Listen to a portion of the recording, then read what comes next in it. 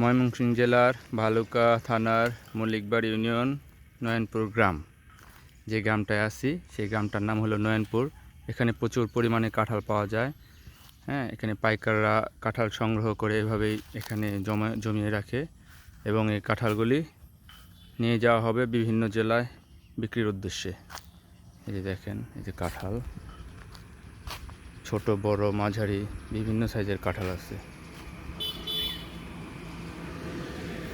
এভাবে বিভিন্ন এলাকায় ঘুরে ঘুরে গাছ থেকে সংগ্রহ করে কাঁঠালগুলো একত্রিত করা হয়। এরপর ট্রাক ভরে কাঁঠালগুলি নিয়ে যাওয়া হবে বিভিন্ন জেলার উদ্দেশ্যে। কাঁঠাল